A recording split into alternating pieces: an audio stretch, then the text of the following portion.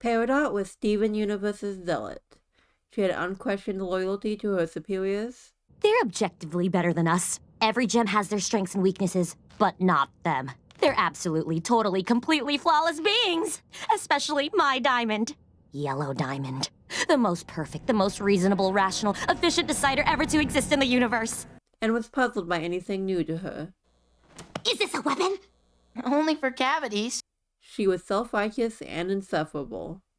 And I was Peridot. When we first see Peridot, she comes across as cold and calculated, only concerned with her mission. For those who grew up in a particularly evangelical religion, where the main missions include fulfilling your role as a follower of Christ and recruiting others to do the same, this will be quite familiar. Like Peridot, I was very concerned about my mission, and as a result, didn't always connect with people on a human level. Why worry about the finer details of life when people's literal souls are at stake? When Peridot first sees Steven, she asks, "And how many more Stevens are present in this area?" To her, there are certain categories all living things come in, and Stevens must be a new category. Likewise, many sermons I heard growing up often pose those outside of the church as being equated with their sins. They aren't people consensually exploring their sexuality with one another, they're fornicators. They aren't people with different backgrounds and thoughts that led them to different beliefs, they are revilers of God. Mental shortcuts like these simplify life. It makes you feel like you have everything figured out into these neat little boxes. But that just makes the shock even greater when those boxes get shattered, and you realize people are a lot more complex. When Peridot is forced to work with Steven in the Crystal Gems, she's forced to confront how the world actually works. She's lost and totally confused on Earth. She doesn't understand how rain or bathrooms work, and that's exactly what it was like for me going to a public school for the first time. That is being confused about the world broadly, not about rain and bathrooms. I knew how those worked, mostly. The idea that someone could not even believe in my particular god at all was a foreign concept to me. I even had fundamental misunderstandings about the world itself, like that a literal global flood happened and that humans lived with dinosaurs. It's scary being in an environment where you know nothing, so you cling to what you think you know. Peridot clung to her beliefs about how the gems were supposed to function, and I clung to my beliefs about how my god wanted life to look like. When Steven explains how rain works, it demystifies it for her. While not my path, a lot of people begin questioning their beliefs they were raised with that conflict with science, researching out the actual ways the universe works, and end up finding the real answers a lot more satisfying than just saying, God does it. What led me to start questioning my faith was more akin to what happens next with Peridot. To stop a giant threat to the Earth, she's forced to work on a solution with the Crystal Gems, her enemies. In doing so, she gets to know each gem as an individual.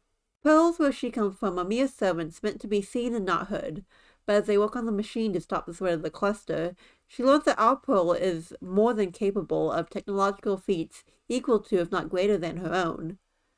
I would liken this to the internalized misogyny I picked up from the church.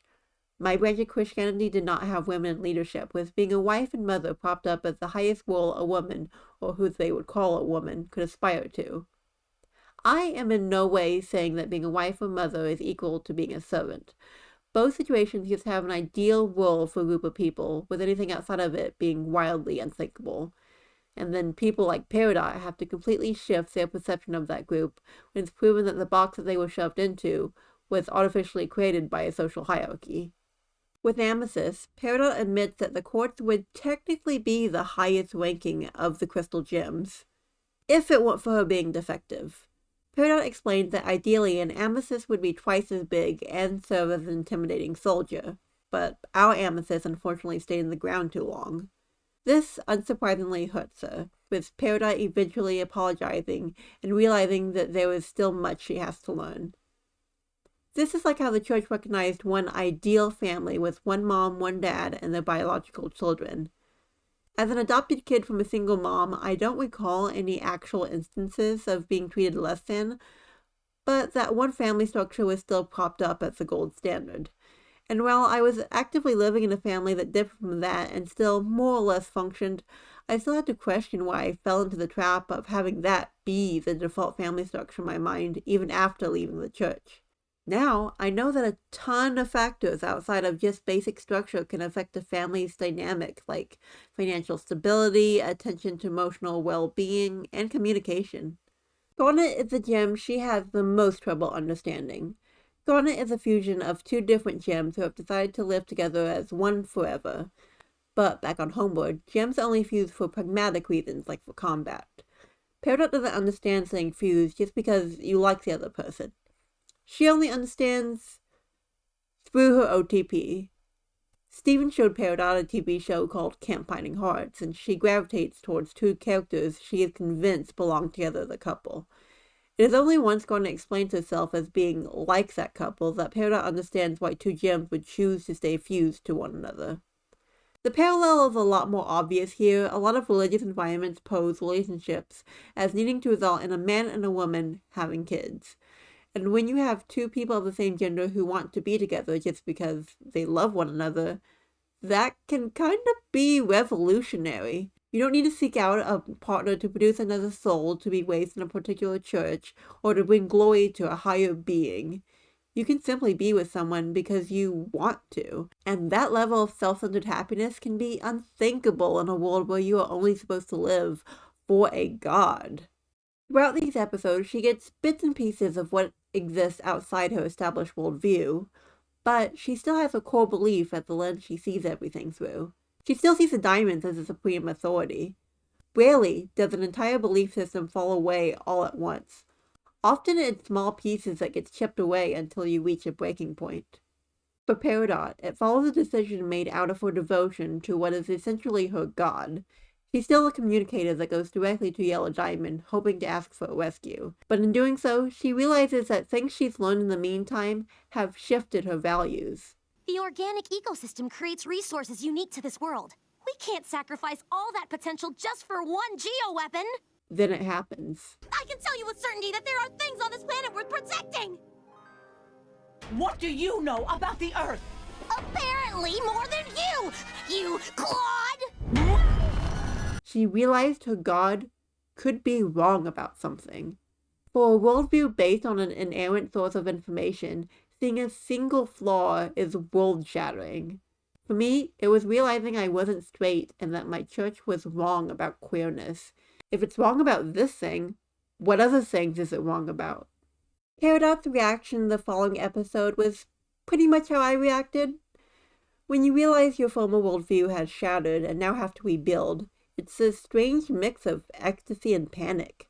I finally got rid of something that has put up a lot of roadblocks in my life, but I'm also going to have to start life over again.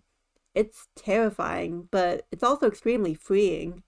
I don't know if the Cruniverse intended this, but Peridot is a perfect representation of religious deconstruction without once mentioning the word God or atheist. A lot of other media shows overly zealous characters as stupid or gullible for following an obviously flawed organization, or have them deconvert way too soon given how much indoctrination they've undergone. Peridot shows that deconversion is a process in only a handful of episodes. In one episode, Steven has this line. I don't want to tell her what to do. She should just know. Shouldn't she? And that is what a lot of people think about the Peridots they see. That they should just know that the things they've been fed are wrong, or just know how to do seemingly basic acts of kindness. But being able to just know is a privilege.